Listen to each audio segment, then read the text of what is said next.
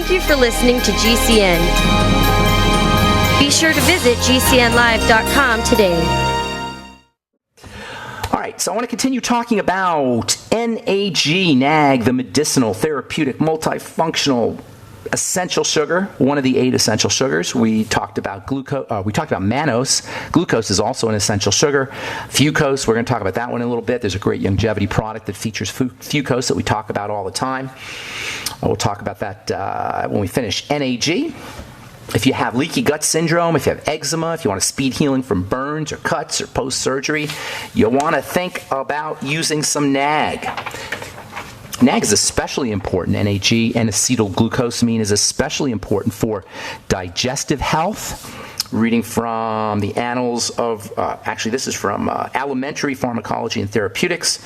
In tests on 10 children with severe Crohn's disease, researchers found that daily treatment with n-acetyl glucosamine led to a significant improvement in symptoms and a decrease in inflammation.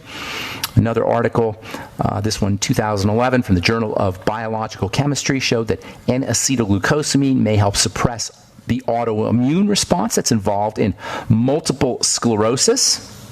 In tests on mice, researchers demonstrated that n-acetyl glucosamine may help inhibit the growth and function of abnormal cells that, in MS patients, prompt the immune system to break down nervous tissue, myelin specifically. From the Annals of Rheumatic Disease, n-acetyl glucosamine can help reduce the inflammation associated with osteoarthritis. And from the Journal of Cosmetic Dermatology, n-acetyl glucosamine may help promote lightening of the skin when used as an ingredient in skin care products.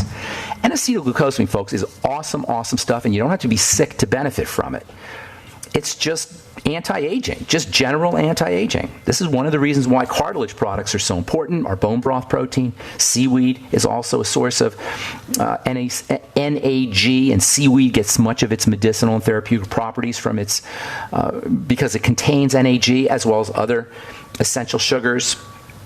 One of my favorite sources of NAG is aloe vera, which is very likely the most important skin health plant. In fact, pretty much all of the so-called essential sugars and glyconutrients are found in the aloe vera plant, and using aloe juice on a regular basis, daily basis, internally as well as topically on top of the skin is one of the most powerful health-inducing protocols, health-inducing strategies that you could ever use. Aloe vera is a source of 75 different active components. That's a lot of stuff.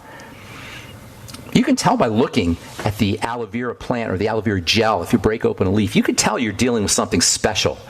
There's not a lot of plants that can boast that kind of substance in their leaf. This is why aloe vera has been called the king of plants. In fact, if you look at an aloe vera plant, it looks like a little crown. It looks like it has the same kind of triangular spikes that a crown would have, and it has been called the king of plants. The inside, when you break open the aloe vera leaf, the inside has this thick, succulent, jelly nature, and that's the indicator of a bunch of polysaccharides, of complex sugars. Remember, one of the main qualities of polysaccharides and complex sugars is their ability to trap water, and that's indeed why they're found in the aloe vera plant. The aloe vera plant is an exquisite water-trapping plant. And it traps the water in the leaves, it complexes the water, it structures the water, if you will. And the connection or the relationship, the link between these sugars and water makes the aloe vera plant super duper medicinal. In the food industry, polysaccharides that are found from aloe vera gel have been prized as a source of active ingredients for health drinks and health beverages. In the skin health business, aloe vera gel makes an ideal base for creams and lotions. In fact, in my opinion, aloe vera gel, whether you get it in a liquid, you can buy it in liquid in the health food store. It's called aloe vera gel, by the way, even though it is a liquid. It's not really a gel. Whether you get the aloe vera gel from the liquid or if you get it in the true gel form right out of the leaf, in my opinion, aloe vera gel is one of, if not the most valuable DIY, do-it-yourself ingredients for anyone who wants to make their own skin health products, make their own skin products. It soothes burns. It can be used after exfoliation treatments. If you're a esthetician or cosmetician and you're doing peels in your office, you'd be smart to keep a little aloe vera there, either right out of the plant. You can put it right off the right out of the leaf. You could actually just break open the leaf in your salon or in your spa and just put it on your client's skin after a peel. Or you can do it at home after you do your own peel, do your own exfoliation peel. Just break open the leaf, let it react with the oxygen a little bit, and then you can rub the leaf right on your the jelly content inside the leaf right on your skin, right on your exfoliated skin. Really super soothing. All right, got more to say about aloe vera and n-acetyl glucosamine. We'll take your phone calls as well. Okay, so before we went to break, we're talking about some DIY, do-it-yourself strategies, do-it-yourself protocols for making skincare products. Just breaking the leaf open is a great skincare. I'm a minimalist when it comes to skincare. That's why I formulated the truth. I'm a minimalist. I don't like to have a lot of products. I don't like a lot of different types of products, toners and exfoliators and cleansers and moisturizers.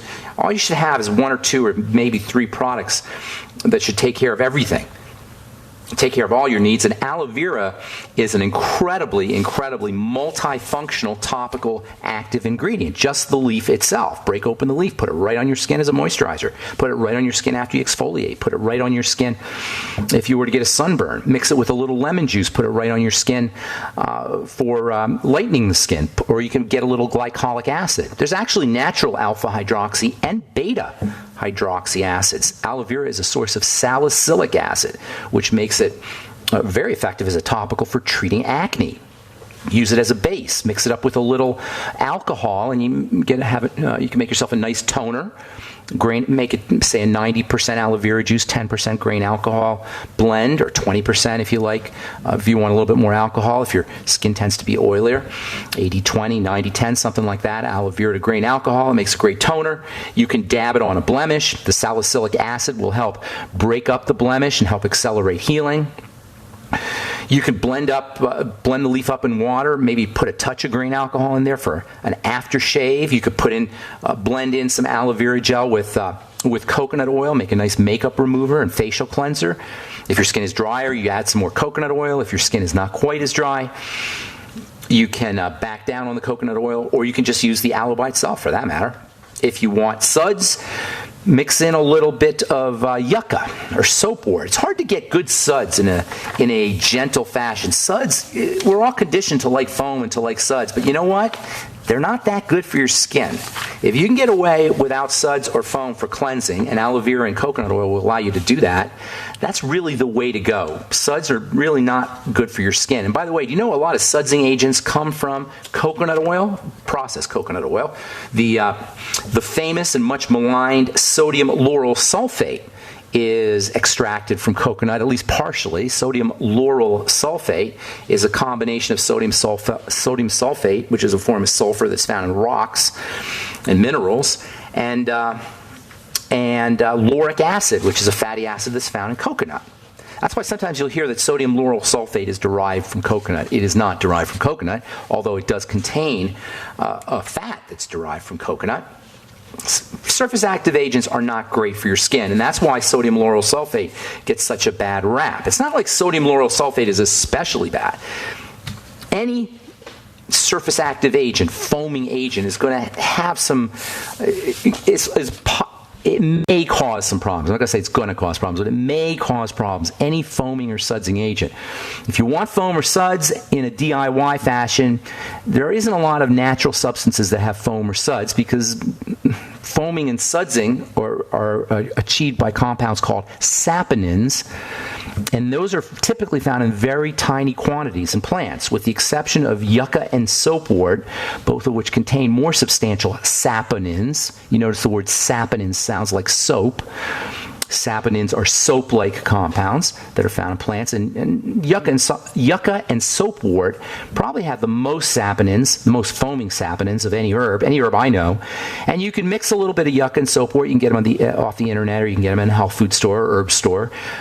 Yucca or soapwort, crush them up in a coffee grinder, and then add them to your aloe and coconut oil blend if you like, and let it steep. I would add them to the aloe first, actually, and then let it steep for a couple of days, and then strain it out, and then add your coconut oil, and you're going to have yourself a nice little makeup remover that'll have just a little bit of suds. It won't have a lot of suds, but it'll have just a little bit of suds. So many things you could do with this stuff with aloe vera. It really is quite amazing. Aloe vera has transdermal properties, so it can improve the penetration of active materials. It lends itself to mask making really effectively. If you beat some aloe with egg white, maybe 1 egg white to 4 or 5 tablespoons full of aloe, you can make a nice healing mask for treating eczema or acne. The salicylic acid will give you a nice smooth finish to your skin. You can add in some tea tree oil if you want some medicinal properties, or maybe some green tea or chamomile if you want some more soothing properties. Aloe vera, because of its transdermal properties, anything you put in your mask will penetrate deeper into the skin if you use an aloe vera base. Vitamins included, vitamin C, vitamin E. You can just squeeze in a little vitamin E capsules, a little vitamin A capsules. You can add aloe to your BTT in the morning. Add just a splash of aloe vera or more if you don't mind. It has a kind of tart taste to it, but if you don't mind the tart taste, you can add a tablespoon or 2 tablespoons or more into your Beyond Tangy Tangerine. And because of its ability to improve the penetration of substances, because of its ability to improve the penetration of nutrients through the skin and through the digestive tract, you're going to probably significantly up the nutritional value of your Beyond Tangy Tangerine. And of course, the aloe vera plant has wonderful nutritional compounds aside from the polysaccharides, aside from the NAG. It's got digestive enzymes in it. Use a little with your meals. Use a little before your meals. It has protective nutrients, specifically for the sun, things like carotenes, flavonoids, specifically flavonoids. It's got digestive enzymes. It's got minerals. Calcium, zinc, chromium, copper, iron, magnesium, potassium. It's got fatty acids, including the very hard to find gamma-linoleic acid, which is GLA. GLA is wonderful for women who are having menstrual problems. GLA is a great topical skin ingredient, and you don't find it in a lot of natural sources. Aloe vera is probably the best way to get GLA topically in your skin if you want to use a natural strategy, if you don't want to go the cream or lotion or produced product route. It's got B vitamins, it's got amino acids for supporting bone health and cartilage health, and of course it's got the complex sugars, including n-acetyl glucosamine. There's a really neat topical active ingredient that many women are using, and it's a type of n-acetyl glucosamine. I'll tell you about that when we come back. Okay. So tomorrow I'm going to talk about this really, really important active ingredient that you hear a lot about. When I started working with this active ingredient 30 years ago, about 30 years ago now, when I was working for the Blistex Corporation, nobody really knew what this stuff was, but I was always fascinated with it because it's got some really interesting properties for healing and for the skin in particular. It's stored in the skin. It's called hyaluronic acid. I know if you're a skincare junkie like I am, you know about, or you've heard about hyaluronic acid. 30 years ago, that was not the case. I started working with it and experimenting with it back then. And I use it in cleansing products. When I'm making a cleanser, I like to use hyaluronic acid. I'll tell you why tomorrow when we're talking about this really interesting ingredient. What hyaluronic acid will not really help you with is if it's in a topical product as a moisturizer.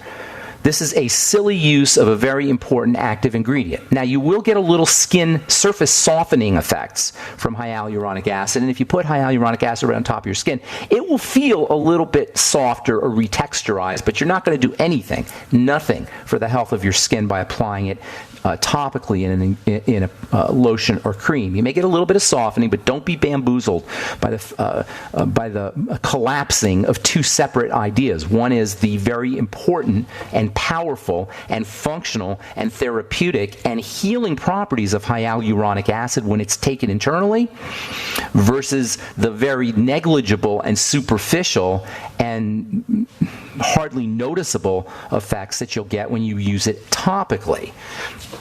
Now, topically, you will get some, they call it plasticizing effects. That means the surface will be softened a little bit. But if you want to use hyaluronic acid topically or in a topical product, the best place is going to be a cleanser. Why? Because as you're washing your face with water, the hyaluronic acid will stay on the surface of the skin, and the water that you're washing your face with will actually adhere a little bit more effectively to the skin, and it'll take some of the drying effects or mitigate some of the drying effects from cleansers. So I like using hyaluronic acid in cleansers. So what does hyaluronic acid have to do with aloe vera? What does it have to do with n-acetyl glucosamine? What does it have to do with glucosamine in general and polysaccharides and sugars? We'll talk about that tomorrow, but I will tell you that the best way to bump up your hyaluronic acid and to make more hyaluronic acid is to use n-acetyl glucosamine and foods and substances that contain n-acetyl glucosamine, and we will talk about that tomorrow on the bright side. Okay, 844-236-6010 is our number. From the Alzheimer's Research Institute of the UK, recorded deaths from dementia more than double in 13 years. This is astounding. Now, when you read the article, it's not exactly that the deaths are from dementia, but the figures, according to this article, quote, show the proportion of people dying with a diagnosis of dementia more than doubled in 13 years. It doesn't mean deaths from dementia, but it means that people dying while they have dementia, the incidence has doubled in 13 years. That's 13 years. We're talking 2003. We're talking post 9/11. That's not a long time ago, folks, and recorded deaths from dementia have doubled. And I predict it's going to get worse. According to the World Health Organization, some 50 million people are going to have the disease around the world in the not-too-distant future. Folks, Alzheimer's disease is nothing more than arthritis of the brain. It's just an inflammatory deterioration of the brain. And the medical model has us chasing these protein tangles and tau proteins and amyloid plaques and fibers, and all of the reasons that they say cause Alzheimer's disease are nothing more than secondary. They are not the primary problem. When you have Alzheimer's disease, you got a brain that is decaying.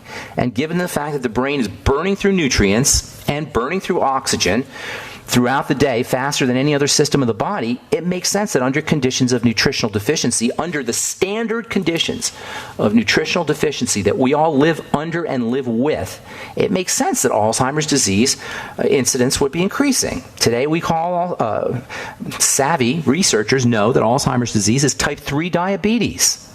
Everything is type 3 diabetes.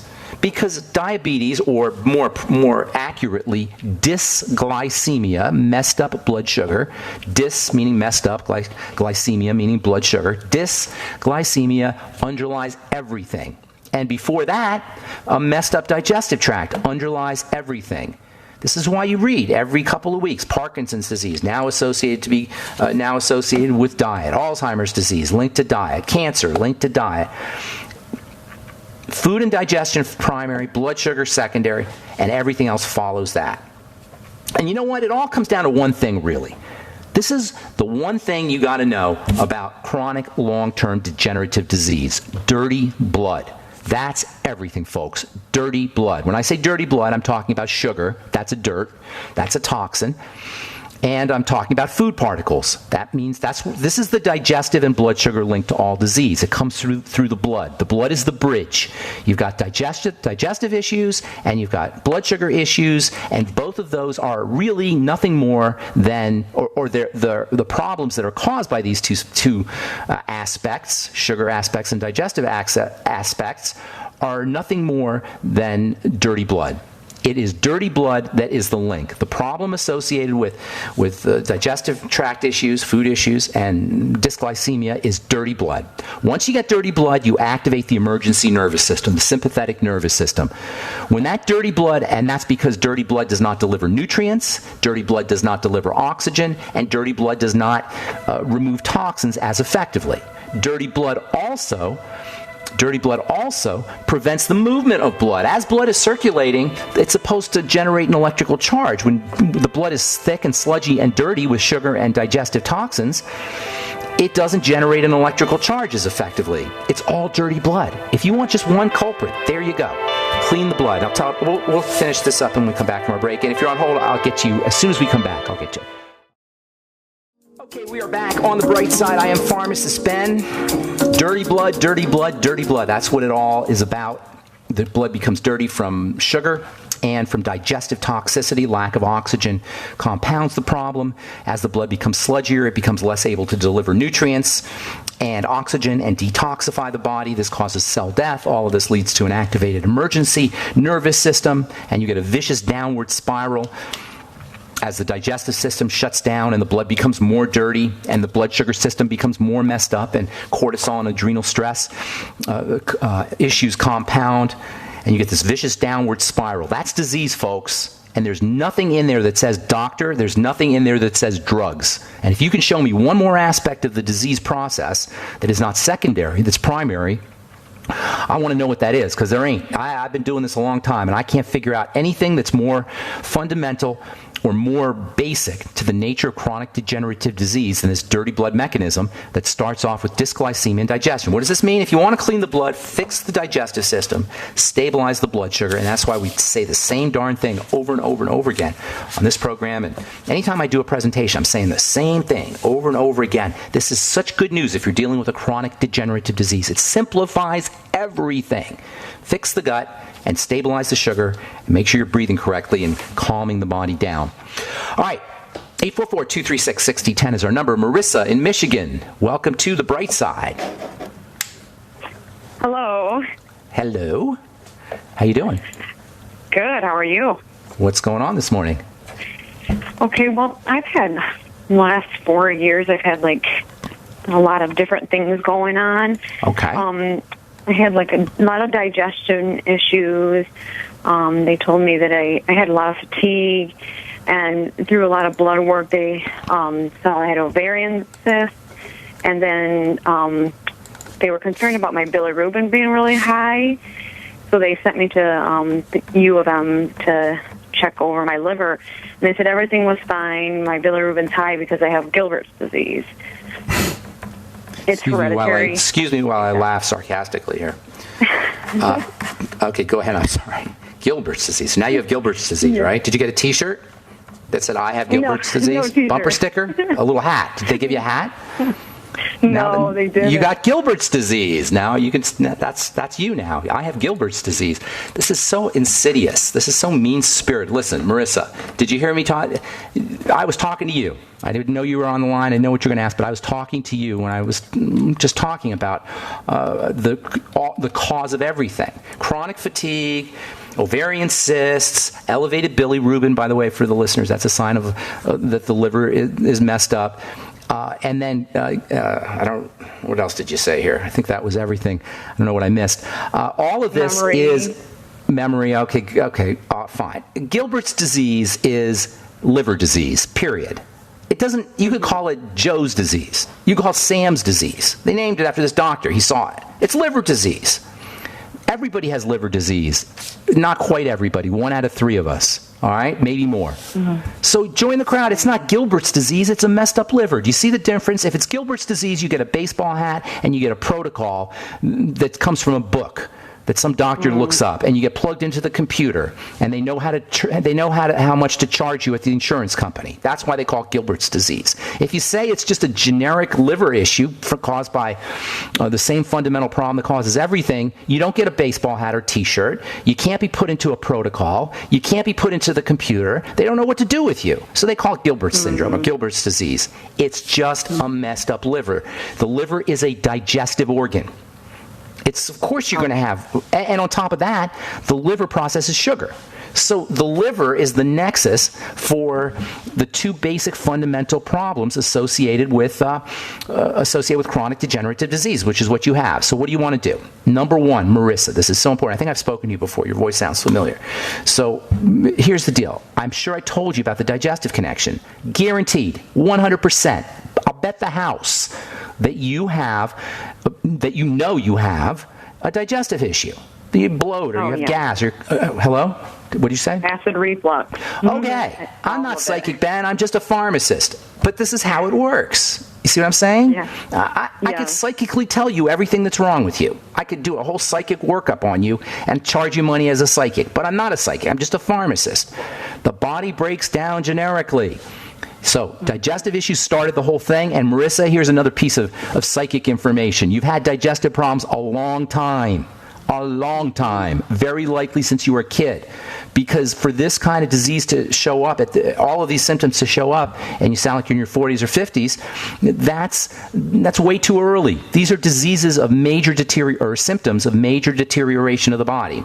Work on the gut. You got to stop eating for 2 or 3 days. You'll immediately feel better. Okay. When you stop eating, your body goes into starvation mode, and all the healing chemistry kicks in. Healing chemistry kicks in when you stop eating. Now, you have to stop eating for a while. You may not want to do that, so you may not get the full benefit, but at least you'll give your digestive system a break. That's first thing. Then when you start eating, you do a food diary. You write down everything you eat, starting with your favorite foods, and eat as simply as you can so you know what's causing what. You don't want to eat something that has a bunch of working parts to it because you're not going to know what causes the problem. But pick a food, eat it. Watch what happens. Guaranteed you're going to find within the first couple of days foods that you've been eating and foods that you love are causing problems. So you get off of those foods. You eat as little as possible. Once you're eating regularly, you eat as little as possible, focusing on liquids, especially anything that's soothing for the digestive tract. You follow me? Aloe Vera would be awesome for you. Noni would be awesome for you. Supplementing with NAG would be incredibly important. Bone soup, incredibly important. Anything you could do, the Fucoid Z from Longevity, we're going to talk about that one in a few days. Anything you could do to coat and soothe the digestive tract. Glutamine, Glutamine. I'd be doing 4 or 5 grams a day. Teaspoon of glutamine powder every day in a smoothie, a bone broth smoothie, bone broth protein smoothie, I should say. You can get that off brightsidehealth.com. Make sure you're using the Healthy Start Pack. I would absolutely make sure I was using zinc picolinate, 50 milligrams a day. Very important for producing acid in the stomach. Very important for healing tissue. Just very important.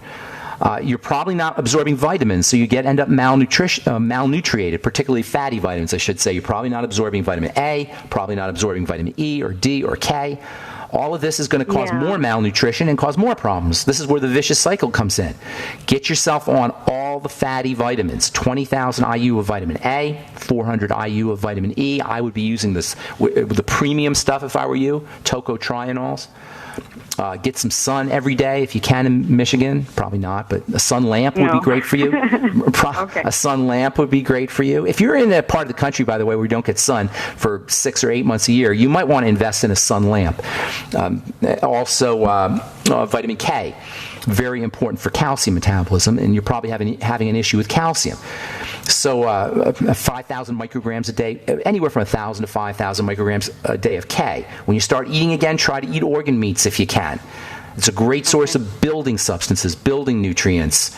You see, I didn't say anything directly about your chronic fatigue, directly about your ovarian cysts. I just talked to you about the fundamental breakdowns. You follow me? Mm-hmm. All of this is going to work with the liver disease. Go ketogenic. Avoid the sugar. If you can go ketogenic, that would be awesome for you. If you go back to the archives, we've been talking a lot about the ketogenic diet, the high-fat, low-carb diet. Carbs are not your friend. The only carbs I would be eating if I were you are from vegetables. You do need to have some, but if you go ketogenic, you need very little, and you want them to come from vegetables. And then the Fucoid Z, I said that briefly in passing, but that's very, very healing and very therapeutic. There's so many things you could do, and you can start to feel better almost right away. You can start to feel better within 24 to 48 hours. How cool is that? If you were to do I am on the Healthy Start Pack. I am on the Healthy Brain. It's all great, but as long as the digestive issues are not, that's important. You want to stay on that. But you notice I spent the last 5 or 6 minutes talking about the digestive tract. Mm-hmm. The liver's, that's where your problem is. As long as the body is being assaulted with toxins that are coming in through the intestine, the blood will become dirty, and you're not going to be able to heal. And they're going to call it Gilbert's disease, and you'll get a T-shirt, and you'll get steroids, because there's nothing else they could do. Okay. All right? Should I stay on because I can't the osteo FX, I cannot. That makes me feel like I'm going to throw up. I can't even. You got bigger fish to fry than the Osteo FX. Definitely stay on that. do whatever you can do, but your problem is in the gut, my dear. Your problem is in the digestive tract. You do need to have the nutrients, but as long as you have that gut problem. Oh, I forgot the nightly essence. Silly me. The nightly essence. Yes, I am on that also. Okay, good. Yeah, that's super important as well. And then apple cider vinegar with your meals, and then also the ultimate enzymes. All right, that's the music, Marissa. I got to motivate. Thanks for your call. Appreciate it. Thank you. And thanks for listening thank you, Marissa. And thanks for listening to The Bright Side. If you are in the Arizona area, I would love to see you at our next week. I'll be doing talks in the Phoenix area. I'll be in Phoenix on Monday. I'll be in Gold Canyon on Tuesday, and I'll be in Sun City West on Wednesday. Hope to see you out there. Thanks for listening, and have yourselves a beautiful, wonderful, awesome, spectacular day. I'm Pharmacist Ben. We'll talk to y'all later. Bye for now.